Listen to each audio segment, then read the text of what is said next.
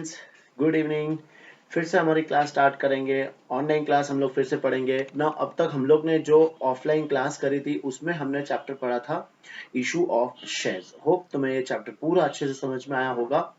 And issue of shares पढ़ने के बाद अब हम लोग जंप करेंगे नेक्स्ट हमारे उसी चैप्टर में जो एक सेकेंड पार्ट है, जो है इशू ऑफ डिबेंचर्स।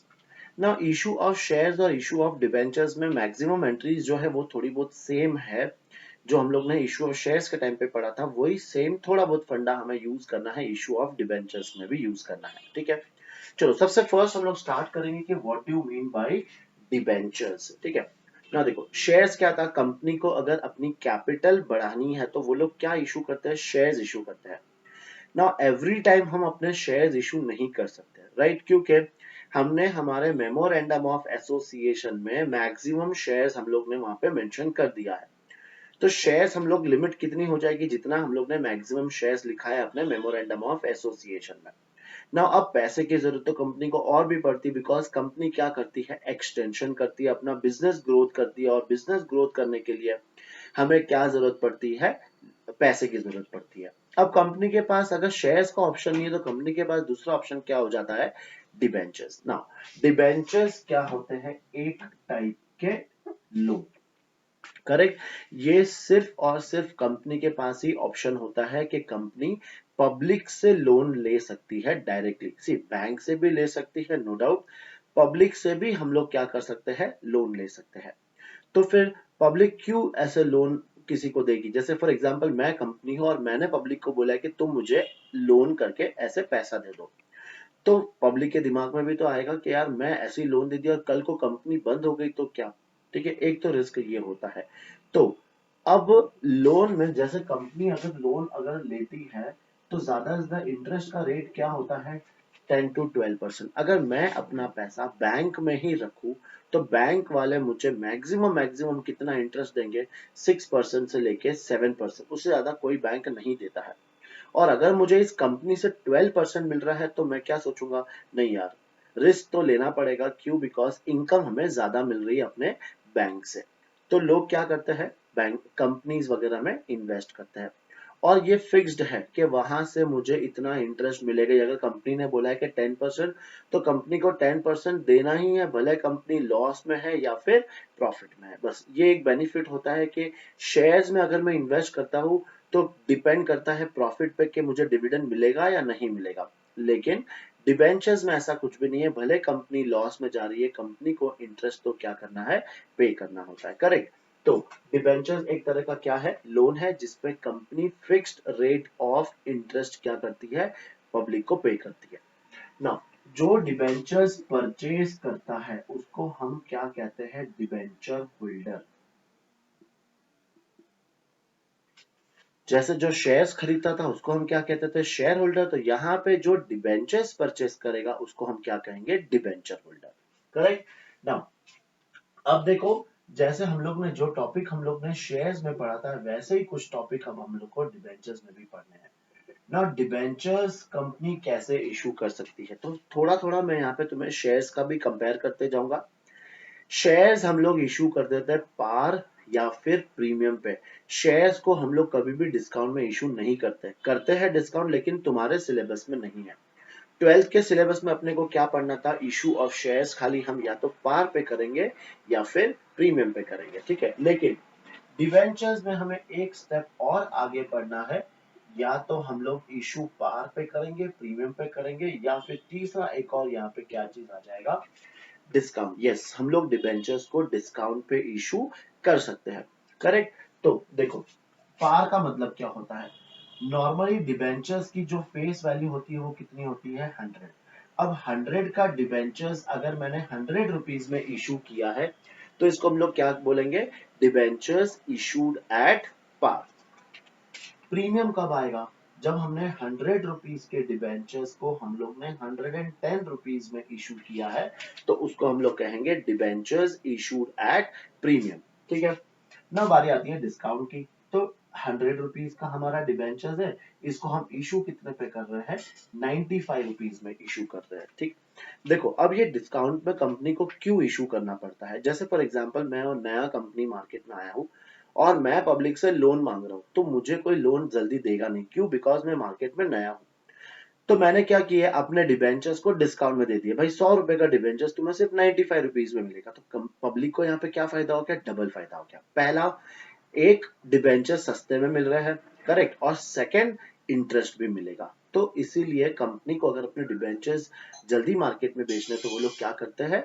डिस्काउंट पे इशू करते हैं। और जो कंपनी मार्केट में वेल सेटल्ड है, उनका बहुत सारे प्रोजेक्ट चल रहे हैं और कोई नया प्रोजेक्ट स्टार्ट करना है और कंपनी पब्लिक से पैसा मांग रही, तो वो लोग प्रीमियम पे भी इशू करते हैं। भाई तुम लोग ज्यादा में दो। क्यों? उनको पता है कि भाई आगे जाके ये डिबेंचर्स हमें प्रॉफिटेबल तो देंगे ही देंगे, करेक्ट। तो debentures can be issued at par, premium और डिस्काउंट। ठीक है ना।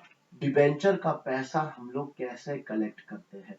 डिबेंचर का पैसा हम लोग दो तरीके से कलेक्ट कर सकते हैं। जैसे अगेन ये भी शेयर से रिलेटेड ही है। शेयर्स में भी हम लोग जो पैसा या तो हम लोग एक साथ कलेक्ट करेंगे या फिर इंस्टॉलमेंट में कलेक्ट करेंगे। तो सेम फीचर्स हमारे ये डिबेंचर्स में भी अवेलेबल है। तो डिबेंचर का पैसा या तो हम पब्लिक से एक साथ ले लेंगे और या फिर हम कैसे कलेक्ट करेंगे? इंस्टॉलमेंट में कलेक्ट करेंगे। ठीक है ना। पूरा पैसा एक साथ ले लिया, मतलब हमें यहाँ पर सिर्फ कितनी एंट्री पास करनी है? 2 एंट्रीज पास करनी है। और इंस्टॉलमेंट वाला फंडा ये अपना सेम जैसे हम लोग ने शेयर्स में पढ़ा था। शेयर्स में याद है तुम्हें हम लोग कैसे करते थे? शेयर्स में कुछ पैसा हम लोग एप्लीकेशन के टाइम पे लेते थे, कुछ पैसा हम लोग अलॉटमेंट के टाइम पे लेते थे और कुछ पैसा हम लोग कॉल के टाइम पे लेते थे। और कॉल वैसे ही first call, second call, final call, ऐसे अलग अलग तरीके के कॉल आ सकते हैं। और इन सब में हमें क्या करना था? हमें दो दो एंट्रीज पास करनी थी। ये तुम्हें मैंने सिखाया था कहां पर? शेयर्स में। अब एंट्रीज वो की वो ही रहेगी, सिर्फ हम लोग क्या करना है तुम्हें, जहां पे हम लोग शेयर वर्ड आता था वो शेयर हटा के तुम्हें क्या वर्ड या ऐड कर देना है? डिबेंचर। तो एंट्री बहुत सिंपल होगी। जैसे यहाँ पे लमसम हम लोग फर्स्ट एंट्री क्या पास करते थे? बैंक अकाउंट डेबिट टू, बताओ, शेयर एप्लीकेशन करते थे हम लोग। तो अब तुम्हें क्या करना है? वो शेयर वर्ड को हटाकर तुम्हें क्या लिखना है? Debenture application. तो तुम्हारी एंट्री क्या बन गई? Bank account debit to debenture application. फिर सेकेंड एंट्री हम क्या करते थे? शेयर एप्लीकेशन को हम ट्रांसफर करते थे शेयर कैपिटल में। तो अब क्या करना है तुम्हें? डिबेंचर एप्लीकेशन को तुम्हें ट्रांसफर करना है डिबेंचर में। देखो डिबेंचर कैपिटल नहीं होता है, तो हमें सिर्फ क्या लिखना है? डिबेंचर। फिर फर्क सिर्फ इतना होगा कि डिबेंचर के पहले हमें क्या ऐड करना है? एक परसेंटेज ऐड करना होता है। जब भी तुम लोग बुक्स में डिबेंचर देखोगे तो 9%, 10% डिबेंचर ऐसे वर्ड होगा। नाउ ये 9% और 10% क्या होता है?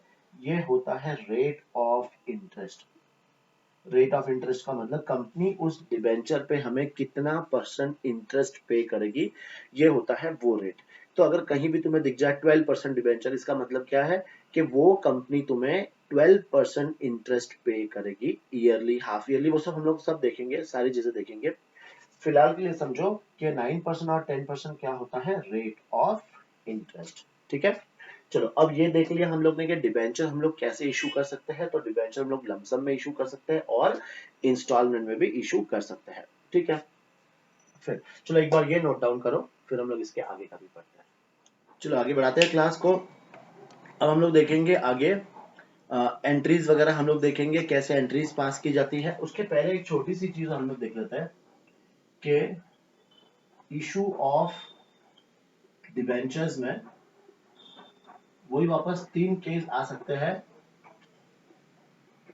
फुल सब्सक्रिप्शन, अंडर सब्सक्रिप्शन, और जो तीसरा आएगा वो आएगा ओवर सब्सक्रिप्शन। ठीक है ना। फुल सब्सक्रिप्शन का मतलब तो तुमको पता है। फुल सब्सक्रिप्शन का मतलब क्या है?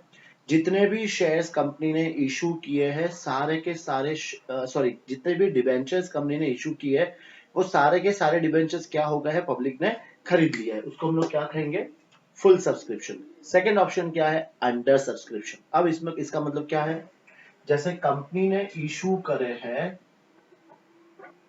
10,000 डिबेंचर्स, लेकिन कंपनी के पास जो एप्लीकेशन आई वो आई सिर्फ 9,000 डिबेंचर्स। तो यहाँ पे कंपनी क्या करेगी? जितने डिबेंचर्स का एप्लीकेशन आया है उतने ही डिबेंचर्स हम लोग क्या करेंगे, इशू करेंगे, ठीक है। और यहाँ पर केस क्या है कि इशूड इशूड कितने किए थे कंपनी ने, 10,000, और कंपनी के पास एप्लीकेशन भी कितनी आई, तो 10,000 डिबेंचर्स की आई, ठीक है। तीसरा ऑप्शन क्या है, तो ओवर सब्सक्रिप्शन। ना ओवर सब्सक्रिप्शन का केस का मतलब है कि इशूड तो हमने किए थे 10,000, लेकिन हमारे पास जो एप्लीकेशन आई वो कितनी आई, 12,000। अब हमारे पास ज्यादा डिबेंचर्स की एप्लीकेशन आई है, तो हम सबको तो डिबेंचर्स नहीं दे पाएंगे। तो यहाँ पर हम लोग ने, जैसे हम लोग ने शेयर्स में पढ़ा था, वैसे ही 3 ऑप्शंस भी हमें यहाँ पर याद रखने हैं। फर्स्ट ऑप्शन है रिजेक्ट। जो 2000 जो एक्स्ट्रा डिबेंचर्स आए थे उसको हम लोग क्या कर देंगे, स्ट्रेट अवे रिजेक्ट कर देंगे। तो यहाँ पे मैंने 2000 डिबेंचर्स को रिजेक्ट कर दिया। तो अब मेरे 12,000 में से 2000 डिबेंचर्स रिजेक्ट हो गए, तो बैलेंस कितने बचे, 10,000। और इन 10,000 को मैं कितने डिबेंचर्स दे दूंगा, 10,000 डिबेंचर्स, ठीक है। तो ये तो हो गया मेरा फर्स्ट ऑप्शन। सेकेंड ऑप्शन अपन ने क्या पढ़ा था, प्रोरेटा। प्रोरेटा का मतलब क्या है कि मैं किसी को भी रिजेक्ट नहीं करता हूं। हम लोग एक रेशो में क्या करते हैं, डिबेंचर्स को अलॉट कर देते हैं एक रेशो में। जैसे यहाँ पे रेशो क्या बन रहा है, 12:10, मतलब 12 डिबेंचर्स के सामने हम कितने डिबेंचर्स दे रहे हैं, 10 डिबेंचर्स दे रहे हैं, ठीक है। और जो थर्ड ऑप्शन है वो क्या है, combination of first and second, मतलब प्रो रेटा एंड रिजेक्ट। मतलब इसमें से क्या होगा, देखो 1000 हमने क्या कर दिए, रिजेक्ट कर दिए। 12,000 में से 1,000 का बैलेंस कितने बचे, 11,000, और 11,000 को मैंने कितने डिबेंचर्स दे दिए हैं, तो 10,000 डिबेंचर्स दे दिए, ठीक है। तो ये 3 ऑप्शन हम लोग को पढ़ने हैं। अगेन तुम लोग को पता होगा कि फर्स्ट ऑप्शन, सेकंड ऑप्शन, इन सब में ज्यादा कोई प्रॉब्लम आती नहीं है। प्रॉब्लम ज्यादातर कहाँ आती है, तो इस वाले केस में, तीनों केस में आ सकती है। बस जैसे शेयर्स में पढ़ा था वैसे ही हमें डिबेंचर्स की भी हमें एंट्री सिंपल सी याद रखनी है, कोई ज्यादा काम नहीं है। हाँ, लेकिन पूरा चैप्टर उस पर डिपेंड नहीं है, हाफ चैप्टर समझ लो कि उसी पर डिपेंड है। आगे का हाफ चैप्टर हमें कुछ नया पढ़ना है, करेक्ट। चलो एक बार ये नोट डाउन कर लो, फिर आगे का टॉपिक देखते हैं हम लोग। चलो अब हम लोग देखते हैं एंट्रीज, जर्नल एंट्रीज हम लोग करेंगे, ठीक है ना। रिकॉर्ड मुझे करना पड़ रहा है लैपटॉप से, बिकॉज मोबाइल में थोड़ी सी प्रॉब्लम हो गई है, मोबाइल से आवाज में कुछ प्रॉब्लम्स आ रही है। लैपटॉप से कर रहे हो सकता है लैपटॉप में थोड़ी सी जो क्लैरिटी है या फिर जो आना चाहिए था वैसे प्रॉपरली नहीं आ रही होगी। अगर ऐसा कुछ है तो मुझे बताना जरूर, ठीक है। चलो स्टार्ट करते हैं हम लोग एंट्रीज से ना। देखो, इशू ऑफ शेयर्स, अभी तक शेयर्स का दिमाग से निकला नहीं है। इशू ऑफ हम क्या पढ़ रहे हैं, डिबेंचर्स, ठीक है। देखो, अभी हमने जो केसेस करे थे वो कैसे करे थे, पार, प्रीमियम और डिस्काउंट, ठीक है ना। हमेशा याद रखना, ज्यादातर जो डिबेंचर्स में जो छोटे छोटे क्वेश्चंस आएंगे वो कौन से आएंगे, डिबेंचर्स इशूड एट लमसम, मतलब पूरा पैसा हम लोग कैसे कलेक्ट कर रहे हैं, एक साथ कलेक्ट कर रहे हैं। वो भी किस पे कलेक्ट करेंगे, एप्लीकेशन पे अपन पूरा पैसा एक साथ कलेक्ट करते हैं, ठीक है। तो हम लोग जो भी पढ़ रहे हैं अभी फिलहाल कौन सा पढ़ रहे हैं, लमसम वाले केसेस देखेंगे, issue of debentures on lump sum. अब लमसम में भी 3 ऑप्शन है, कौन से, एट पार, पार वाली एंट्रीज देख लेते हैं। फिर हम लोग देख लेंगे सेकंड एट प्रीमियम वाली एंट्रीज, और फिर थर्ड हम लोग इसमें देख लेंगे कौन सी, एट डिस्काउंट वाली एंट्रीज, करेक्ट। हो सकता है तो अपन ने क्लास में ये डिस्कस किया था, तुम लोगों ने एंट्रीज लिखी थी, लेकिन फिर से एक बार दोबारा क्या हो जाएगा, रिवीजन हो जाएगा, और जिसने नहीं लिखा है वो भी लिख सकता है। तो एट पार पे जो फर्स्ट एंट्री हम लोग पास करेंगे तो वो क्या आएगी, bank account debit to debenture application account. हमें क्या लिखनी है entry, bank account debit to debenture application, ठीक है। फिर सेकेंड एंट्री में हम लोग क्या करेंगे, अपने डिबेंचर एप्लीकेशन को हम फिर से क्या करना है, डेबिट और टू परसेंटेज डिबेंचर, ठीक है। क्या लिखना है हमें, हमेशा याद रखना वर्ड डिबेंचर के पहले हमें क्या ऐड करना है, परसेंटेज। ये परसेंटेज क्या है ये मैंने तुम्हें अच्छे से समझाया था ना। अब देखते हैं हम लोग एंट्री, प्रीमियम वाली एंट्री। बताओ, प्रीमियम में हम लोग क्या लिखेंगे, पहले बैंक अकाउंट को हम डेबिट करेंगे और टू डिबेंचर एप्लीकेशन अकाउंट, ठीक है। ये तो हो गई अपनी फर्स्ट एंट्री। अब सेकेंड एंट्री में हम लोग किसको डेबिट करेंगे, फिर से डिबेंचर एप्लीकेशन को हम लोग करेंगे डेबिट, और क्रेडिट हमें किससे करना है, वही अपना पहले आ जाएगा परसेंटेज डिबेंचर, और प्रीमियम पे इशू करा है तो अपने अकाउंट में क्या आ जाएगा, एक और सिक्योरिटी प्रीमियम अकाउंट। ठीक है, ये चीज हमें ध्यान रखनी है कि सिक्योरिटी प्रीमियम भी इसमें कौन सा वाला एंट्री में आएगा, जहां पर तुम्हारा डिबेंचर्स है, मतलब डिबेंचर्स के साथ में ही तुम्हारा क्या आएगा, सिक्योरिटी प्रीमियम। ना डिस्काउंट वाली एंट्रीज में यहां लिख लेता हूं एट डिस्काउंट। ना अगेन फर्स्ट वाली एंट्री तो हमें पास करनी है, bank account debit to debenture application account. फिर अब डिस्काउंट है तो डिस्काउंट अपने लिए क्या है, लॉस, तो debenture application account debit discount on issue of debenture, ऐसा पूरा वर्ड तुम्हें लिखना पड़ेगा। इस discount on issue of debenture account debit, debit debit में साथ में लिखता है टू, क्या लिखना है, परसेंटेज डिबेंचर। ठीक है, तो ये एंट्रीज तो हो गई ना। देखो अमाउंट कैसे लिखना है, इंपॉर्टेंट है। हम लोग अभी फिलहाल फेस वैल्यू क्या एज्यूम कर रहे हैं, 100। अपनी जो फेस वैल्यू है वो है 100। एग्जाम में भी तुम्हें फेस वैल्यू दी होगी और नंबर ऑफ डिबेंचर्स तुम्हें दिए होंगे। तो फिलहाल को हम लोग नंबर ऑफ डिबेंचर्स को साइड में रखते हैं। फर्स्ट वाला केस क्या था, मैंने पार पे इशू किया है, तो मेरे इसमें अमाउंट कितना आएगा, दोनों में 100 100, और यहां पर भी 100 करेक्ट है ना। एग्जाम में तुम्हें सिर्फ नंबर ऑफ डिबेंचर्स खाली दिए होंगे और एक्स्ट्रा, फॉर एग्जांपल तुम्हें इशू किए हैं 400 डिबेंचर्स, तो अब तुम्हें क्या करना है, 400 इंटू 100 वो अमाउंट आ जाएगा। सबको तुम्हें सिर्फ सिंपल क्या करना है, 100 से मल्टीप्लाई करना है। सेकंड केस क्या है, हमने प्रीमियम पे इशू किया है, तो जैसे 100 रुपीज का डिबेंचर है और 10 रुपीज हमने प्रीमियम पे इशू करा है। ठीक है, लाइट आ गई, उजाला आ गया अच्छे से। तो हमने इशू प्राइस अपनी कितनी है, 110। अब देखना हम लोग लिखेंगे कैसे। सबसे पहले जो डिबेंचर एप्लीकेशन में अमाउंट आएगा वो कितना आएगा, 110। ठीक है, मतलब प्रीमियम को ऐड करके हमें लिखना है। और सेकेंड में हमें क्या करना है, 110 यहाँ पे डिबेंचर में आ जाएगा 100 और इसमें आ जाएगा 10 रुपीज। अब देखो मैं वापस सिंपल क्या लिख रहा हूँ, फिलहाल सब जगह पे फेस वैल्यू से ही लिख रहा हूँ।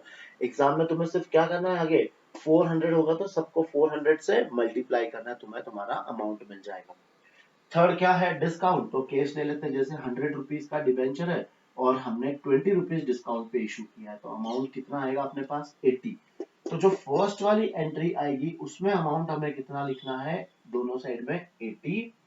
फिर वापस से डिबेंचर एप्लीकेशन में 80 और डिस्काउंट में आ जाएगा 20 और इसमें आ जाएगा 100।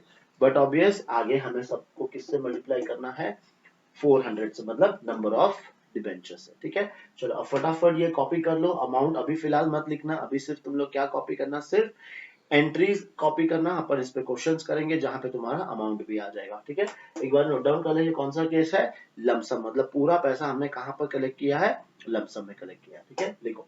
तो अपन ने पढ़ लिया इशू ऑफ डिबेंचर्स, हम लोग इशू करते पहले लमसम पे। अब हम लोग जो करेंगे वो क्या है, इंस्टॉलमेंट पे। तो अपना अब डिबेंचर्स अब इशू कर रहे हैं हम लोग इंस्टॉलमेंट। ना ये इंस्टॉलमेंट क्या होती है ये तुम्हें पता है। हम लोग कुछ पैसा कहाँ पे कलेक्ट करते हैं, एप्लीकेशन के टाइम पे, कुछ पैसा हम लोग कलेक्ट करते हैं अलॉटमेंट के टाइम पे, और कुछ पैसा हम लोग कलेक्ट करेंगे कॉल पे टाइम पे। और कॉल क्या हो सकता है, फर्स्ट कॉल हो सकती है और सेकेंड हम लोग उसको लेते हैं फाइनल कॉल। ठीक है, और सबकी हमें कितनी एंट्रीज पास करनी है, हमें 2 एंट्रीज पास करनी है। चलो स्टार्ट करते हैं फटाफट। पहले एप्लीकेशन की 2 एंट्रीज, क्या एंट्री आएगी, bank account debit to debenture application account, ये हुई अपनी फर्स्ट एंट्री। सेकेंड एंट्री में हम लोग क्या करेंगे, डिबेंचर एप्लीकेशन को हम करेंगे डेबिट, तो डिबेंचर एप्लीकेशन मेरा डेबिट हो जाएगा और 2% डिबेंचर। ठीक है, ये एंट्री हो गई अपनी किसकी, एप्लीकेशन। थर्ड एंट्री कौन सी पास करेंगे हम लोग, अलॉटमेंट। तो एंट्री क्या आएगी, debenture allotment account DR 2% debenture, correct, 2% debenture. और जो फोर्थ एंट्री आएगी जब हमें पैसा मिलेगा, तो bank account DR to debenture allotment account.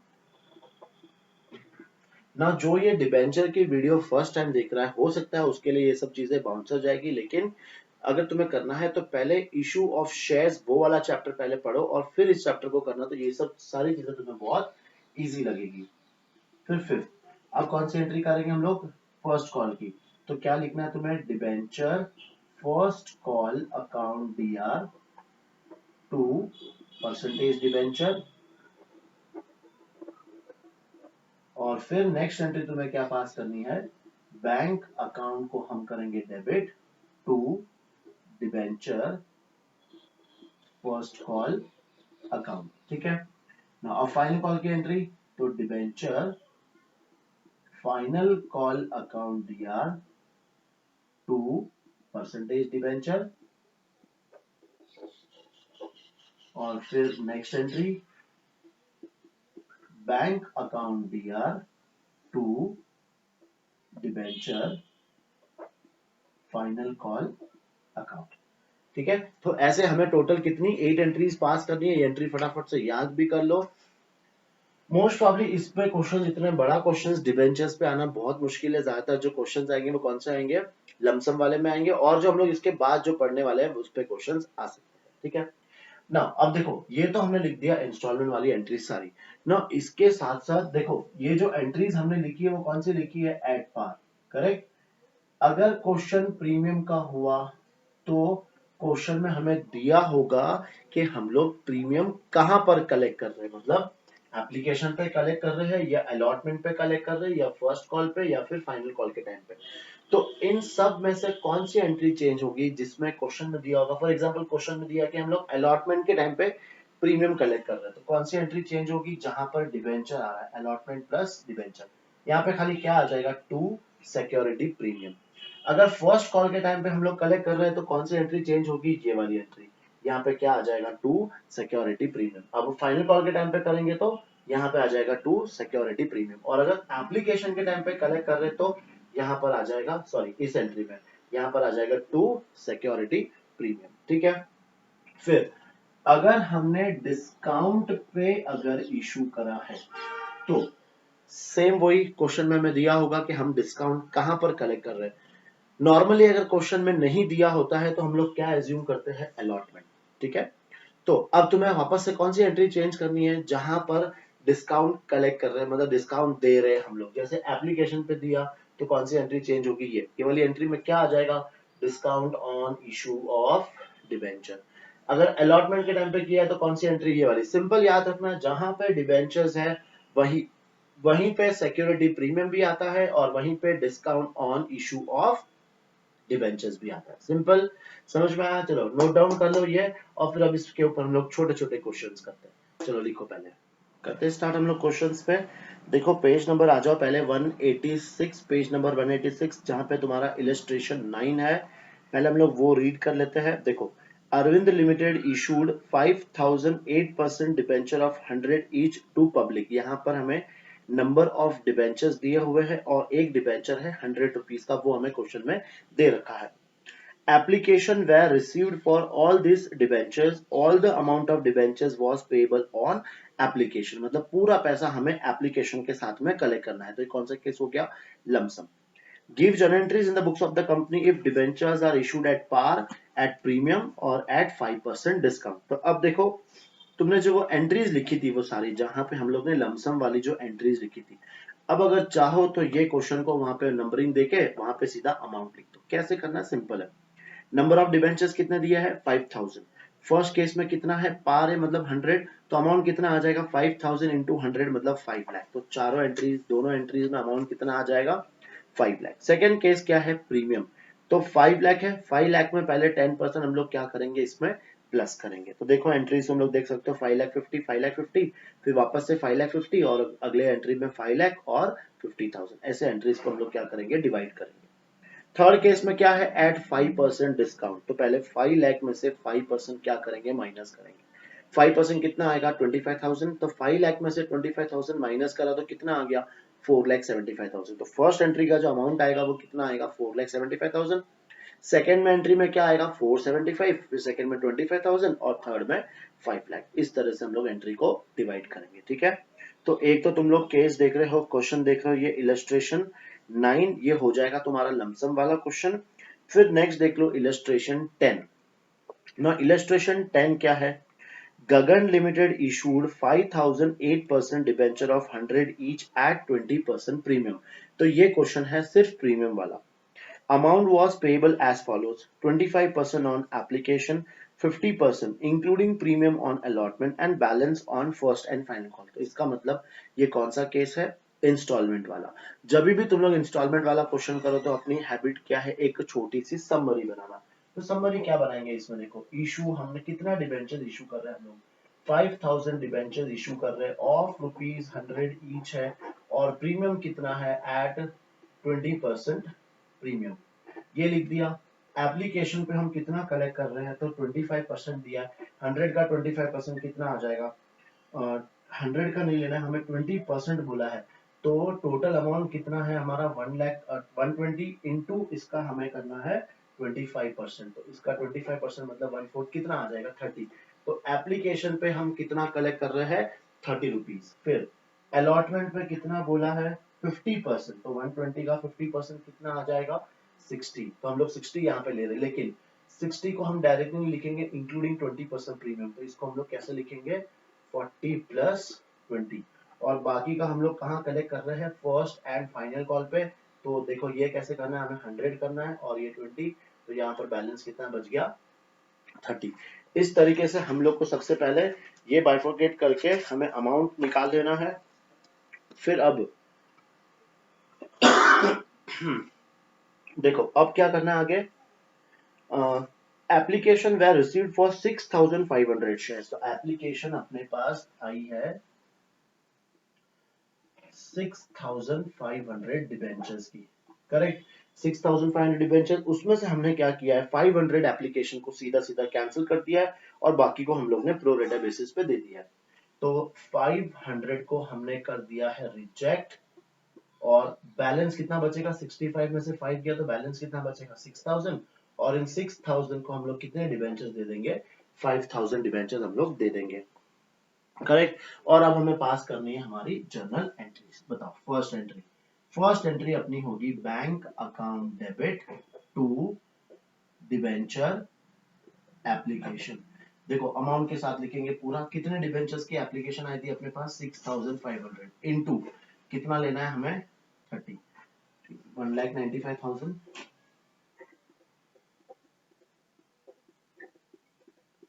सही है 1,95,000 ये अमाउंट आ गया। फिर सेकेंड एंट्री में अपन क्या करेंगे, डिबेंचर्स एप्लीकेशन अकाउंट डेबिट। ना देखो प्रो रेटा भी है रिजेक्ट भी है, तो क्या क्या आएगा, पहले परसेंटेज डिबेंचर चेक करो कितना परसेंटेज है 8% डिबेंचर। तो यहाँ पे हमें कैसे लिखना है टू 8% डिबेंचर्स अकाउंट टू, बताओ रिजेक्ट है तो क्या लिखेंगे बैंक, और टू डिबेंचर अलॉटमेंट अकाउंट, ठीक है। सेम जैसे हम लोग शेयर्स में करते थे वैसे ही तुम लोग को यहाँ पर भी करना है। अब ये कितना आ जाएगा 1,95,000, डिबेंचर्स में कितने चले जाएंगे 5,000 इंटू 30, तो ये आ जाएगा 1,50,000।